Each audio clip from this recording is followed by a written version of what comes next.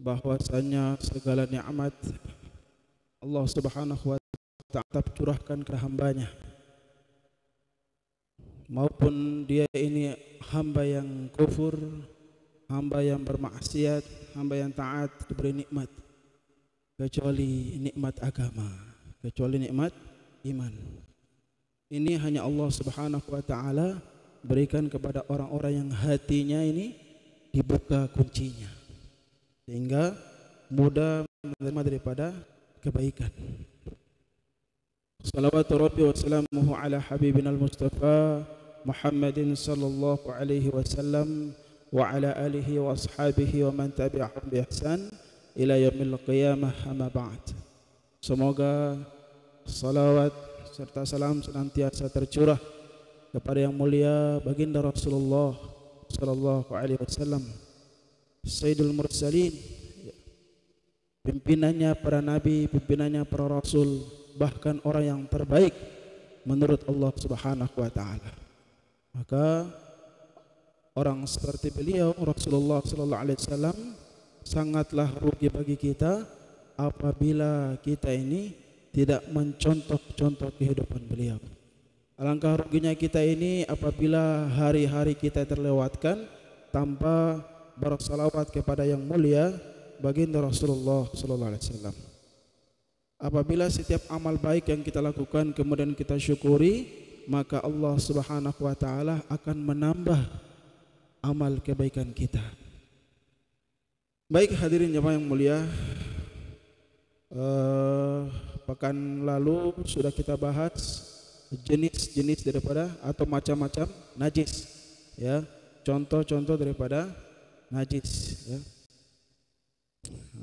Maka pada kesempatan kali ini kita akan membahas mengenai kaifiyah, ya, kaifiyah ghuslin najasati atau kaifiyah izalatin najasah, ya. Maka pada kesempatan kali ini kita akan membahas mengenai tata cara mengangkat atau menghilangkan najis, ya. Tentunya untuk mengetahui tata cara menghilangkan atau mengangkat najis ini, terutama perlu kita mengetahui contoh atau jenis-jenis najis tersebut, ya. Barang sudah dibahas seperti darah, muntah, ya, segala perkara yang keluar daripada dua jalan, ya, dubur dan kubul, jalan depan, jalan belakang, kemudian bangkai, khamar, minuman keras, kemudian dua hewan itu babi dan anjing, ya. Setelah kita mengetahui ini, maka langkah berikutnya kita harus mengetahui tata cara mensucikan, tata cara mengangkat daripada najis ini, ya. Maka tata cara ini ada perbedaan menurut tingkatannya, ya. Apabila kata Imam Malik rahimahullah ta'ala, kotoran ini atau najis ini melekat pada tiga perkara. Yang pertama tempat, yang kedua badan, yang ketiga pakaian, maka najis ini harus disucikan. Kalau tidak, maka solat kita bukannya kurang pahala, tapi solat kita justru tidak dianggap, atau solat kita tidak sah, ya. Apabila kita solat di tempat, kita solat dengan menggunakan pakaian, kita solat dengan badan yang terkena najis-najis yang disebutkan tadi, maka solat kita ini justru tidak sah. Caranya gimana? Caranya kita harus mengetahui kaifiyah, tata cara mensucikan, ya. Di sini disebutkan oleh Imam Asy-Syuja', ya, wa kaifiyatu ghuslin najasati in kanat musyahada bil ain wa hiya al musammatu bil ainiyah, ya. Apabila najisnya ini dia musyahadah bil ain, najisnya itu dia tampak, ya, maka wa hiya al musammatu bil ainiyah, ya. Maka najis ini namanya najis ainiyah, ya. Najis ainiyah itu adalah najis yang tampak zatnya, kelihatan, ya. Kalau sudah kelihatan pasti tiga perkara daripada sifatnya ini ada.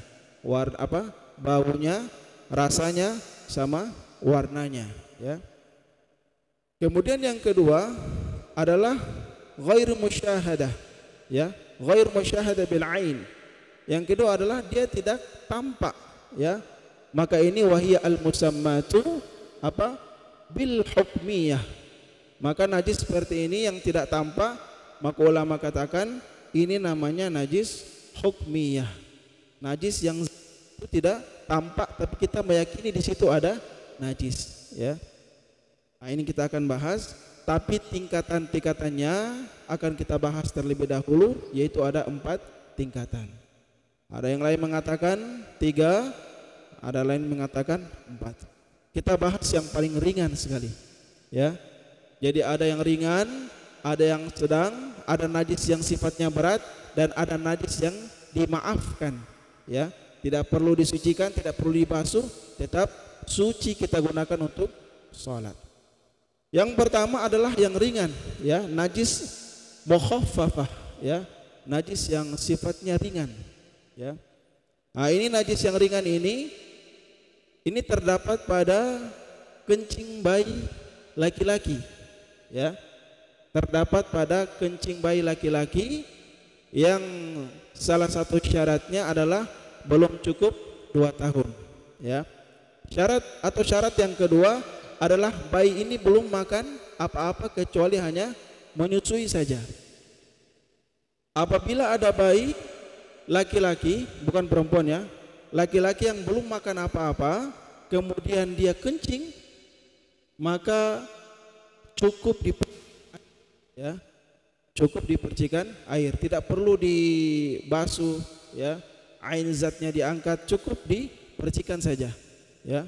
Dalam hadis yang diriwayatkan oleh Imam Ahmad dari Qatadah, Nabi SAW sampaikan, kalau yang kencing itu bayi laki-laki maka dipercikan air. Kalau yang kencing itu adalah bayi yang perempuan maka bersihkan, ya, atau dibasuh, ya. Ada satu kejadian di zaman sahabat, ada seorang ibu namanya Ummu Qais, ya. Ini hadis diriwayatkan oleh Imam Muslim, Imam Bukhari dan Muslim. Ummu Qais ini pergi ibadah, pergi salat dengan menggendong anaknya, ya, dengan membawa anaknya. Masya Allah. Ketika Nabi SAW, Nabi tidak menyuruh untuk anaknya ini dipulangkan. Justru Nabi SAW menggendong anak daripada Ummu Qais, ya. Anaknya digendong, ditaruh di tempat ibadahnya Rasulullah SAW. Ya, tiba-tiba anak ini kencing, maka Rasulullah SAW tidak membasuh, beliau justru hanya percikan dengan air, ya. Maka ini ulama sepakat, ya, najis yang paling ringan adalah anak bayi laki-laki yang kurang daripada 2 tahun, kemudian yang kedua belum makan apa-apa, ya. Najis mukhaffafah, cara mensucikannya hanya dengan dipercikan air saja. Kemudian yang kedua yaitu najis yang sifatnya sedang, mutawassithah, ya, sifatnya sedang. Nah, ini banyak, ya, darah, muntah, ya, bangkai, khamar, ya. Maka mutawassithah ini terbagi menjadi 2. Yang tadi ada sifatnya ainiyah, ada sifatnya hukmiyah, ya. Kalau yang ainiyah, yang zatnya itu tampak, maka cara mensucikannya adalah ain atau zat terlebih dahulu, ya. Contoh najis mutawassithah itu seperti kotoran, ya, manusia atau hewan, ya. Contohnya misalkan di teras masjid kita ini ada kotoran ayam, ya, kotoran ayam. Maka caranya jangan langsung disiram air, ya. Apabila kita langsung siram air, maka najisnya justru menyebar luas, ya, sepanjang air itu sampai di situ. Caranya adalah ainnya atau zatnya itu kotoran ayam diangkat terlebih dahulu, ya. Zatnya diangkat terlebih dahulu, kemudian yang kedua dibasuh, ya, disiram. Kotoran seperti kencingnya bayi perempuan atau kotorannya anak kecil mungkin di halaman yang suci atau di rumah, ya. Apabila kita menemukan kotoran seperti ini atau darah di pakaian kita yang pakaiannya kita pakai untuk sholat, ya, atau di tempat yang dimana tempat ini kita pakai untuk sholat, ya, maka cara najis mutawassithah ini caranya adalah ainnya atau zatnya diambil, ya, diangkat. Nanti boleh Al-Mukarram Ustaz Ansar dan Ustaz Mustamin bisa praktekkan. Ya.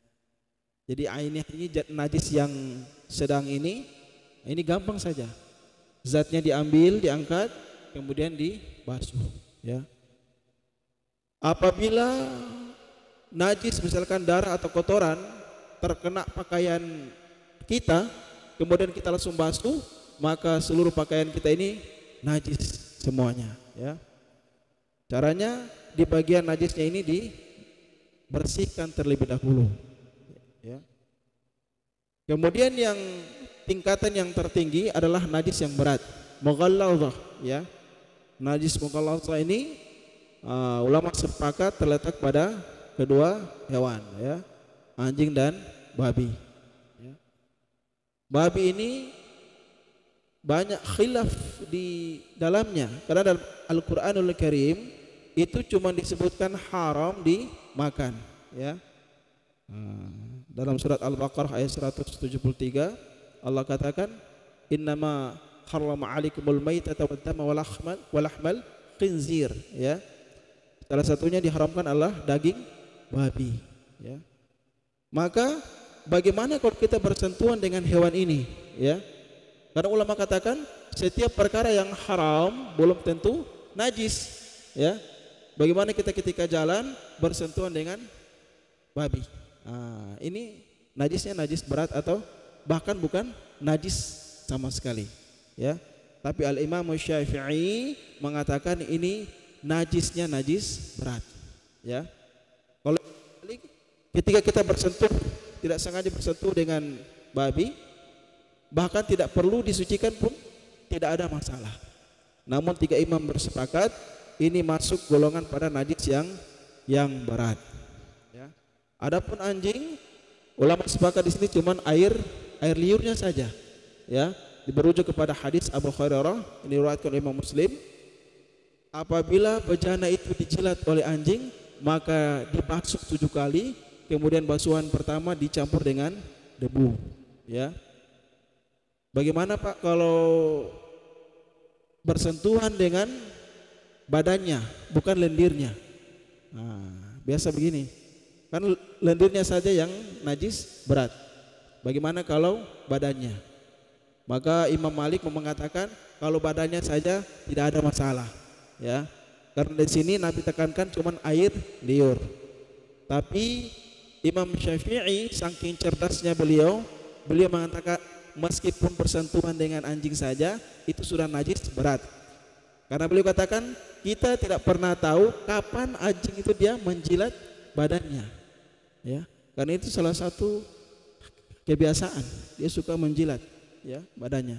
Maka di sini Al-Imam Syafi'i termasuk Imam Ahmad bin Hanbal, Imam Hanafi mengatakan ini najisnya najis berat. Meskipun tidak terkena lendir, hanya bersentuhan saja, tetap kita harus mensucikannya. Caranya bagaimana? Caranya dibasuh sebanyak 7 kali, ya. Ini khusus najis yang berat. Dibasuh 7 kali, salah satunya dicampur dengan debu. Nabi SAW sunnahkan di awal basuhan, jangan di akhir. Karena kapan di akhir basuhan baru kita campur dengan debu, maka bisa jadi tempat pakaian atau badan kita itu justru kotor, bukan bersih. Maka Nabi SAW sunnahkan di awal basuhan dicampur dengan debu, sehingga basuhan kedua sampai ke-7 menjadikan tempat itu bukan hanya suci tapi bersih, ya. Kita bahas dulu, nanti kita ambil tata cara yang ringkas. Kemudian yang terakhir adalah najis yang dima'fu, ya. Najis yang dimaafkan. Bismillahirrahmanirrahim. Wala yu'fa an syai'in minan najasati illa al-yasir minad dami wal qayh fayu'fa anhuma fi thawbi aw fil badan. Kedua, najis ini sebenarnya tidak ada kemaafan di dalamnya, ya. Cuma di sini ada bagian keempat yang dimaafu, yaitu apa? Yaitu darah atau nanah yang sedikit. Apabila darah atau nanah yang sedikit terkena pada tempat ibadah atau badan atau pakaian yang kita gunakan untuk ibadah, maka ibadahnya tetap sah, ya. Kemudian yang kedua yaitu adalah wa illa al-yasir minad dam. Yang kedua adalah illa ma ay syai'in la nafsa lahu sa'ilatun kadzubab wan namal idza waqa'a fil ina'i wa mata fihi fa innahu la yanjisuhu. Yang kedua adalah mengalir darahnya, hewan yang tidak mengalir darahnya, seperti lalat dan ini bangkai memang. Namun karena ini termasuk bangkai yang tidak mengalir darahnya, ya, apabila kita sobek-sobek maka ini tidak ada masalah, dimaafkan. Bapak sholat kemudian bangkai lalat masih ditaruh di kantong, maka sholatnya tetap sah, ya. Termasuk najis yang dimaafkan adalah darah yang sedikit, kemudian nanah yang sedikit, kemudian bangkai lalat, bangkai semut atau bangkai hewan yang tidak ada darah mengalir di dalam tubuhnya apabila kita sobek-sobek, ya. Jadi kesimpulannya adalah najis mukhaffafah, cara mensucikannya itu adalah dengan memercikan air, ya, itu najis yang paling ringan. Yang kedua adalah najis mutawassithah, yang sedang. Cara mensucikannya adalah kalau dia itu najis aini, ya, zatnya ada, maka zatnya diangkat dulu, ya. Kotorannya diangkat dulu baru dibasuh. Apabila satu kali sudah suci cukup, tidak perlu 2 atau 3 kali. Apabila Bapak masih ragu-ragu bisa 2 kali atau 3 kali atau 4 sampai seterusnya, ya. Kalau dia ini hukumnya, ya, secara hukum saja, maka cukup dibasuh. Yang ketiga adalah najis mughallazah, najis yang berat. Maka cara untuk mensucikannya adalah dibasuh sebanyak 7 kali. Kemudian pada basuhan yang pertama itu dicampuri dengan debu. Nah, gimana Pak? Saya basuhan kedua saja, basuhan ketiga tidak ada masalah. Yang penting jangan basuhan yang terakhir, ya. Begitulah hadirin jemaah yang mulia, itulah kajian kita mengenai tata cara mensucikan daripada najis, ya. Jadi selain daripada najis mukhaffafah, kencingnya bayi laki-laki, kemudian babi dan anjing, sisanya najis mutawassithah, sisanya yang sedang, ya. Mungkin cukup sekian hadirin jemaah yang mulia. Siapa tahu ada yang mau bertanya, kami persilahkan.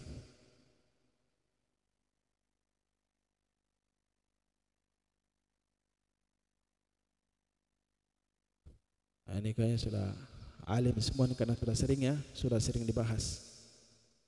Tidak ada hadir.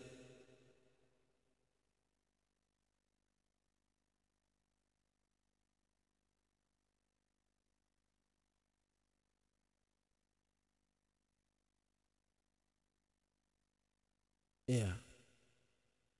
Seperti darah wal qayh ini nana. Kami pernah di pesantren di Jawa Tengah, ya, Darul Mukhlasin itu pernah kami praktek. Jadi di situ ukuran sedikitnya adalah setitik, ya. Makanya ketika contohnya seperti nyamuk yang menghinggap yang membawa darah, ya, tidak sengaja mungkin kita pukul, itu setitik darah itu yang dimaafkan. Kemudian nanah di sini adalah nanah yang melekat memang pada tubuh seseorang disebabkan karena penyakitnya. Ini pernah kami bahas karena memang termasuk ini menyerang para santri. Biasanya bernanah, ya, tangannya, kakinya, maka ini tetap sah dipakai untuk untuk sholat. Ya, ukuran sedikitnya itu yang kami ketahui adalah ukuran sebesar titik saja. Ya, dia tidak bersifat pada aliran yang luas. Ya, apabila darah ini jatuh terus dia mengalir, ya mengalir, maka ini sudah termasuk banyak. Kalau setitik itu, apabila kita taruh darah setitik itu dia tidak mengalir meskipun miring, ya. Nah, seperti itu Ustaz. Siapa tahu bisa ditambahkan, ya. Ya, setitik saja. Nah, itu ukuran sedikitnya. Cukup ya insyaallah. Insyaallah kita doakan pada Allah Subhanahu wa taala. Semoga Allah Subhanahu wa taala pahamkan kita dengan ilmu-ilmu agama, kemudian mudahkan kita untuk mengamalkannya. Subhanakallahumma bihamdika asyhadu an la ilaha illa anta astaghfiruka wa atubu ilaik. Assalamualaikum warahmatullahi wabarakatuh.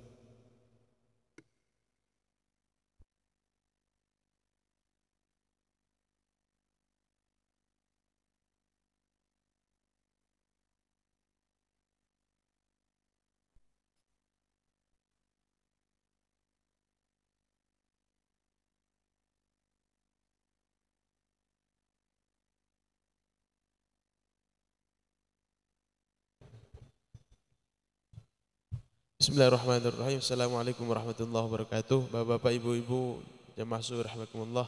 Seperti biasa, rutinitas kita setelah kajian fikih kita lanjutkan dengan jalan santai bersama. Untuk itu kami undang pada seluruh jamaah untuk kita sama-sama jalan santai. Demikian. Assalamualaikum warahmatullahi wabarakatuh.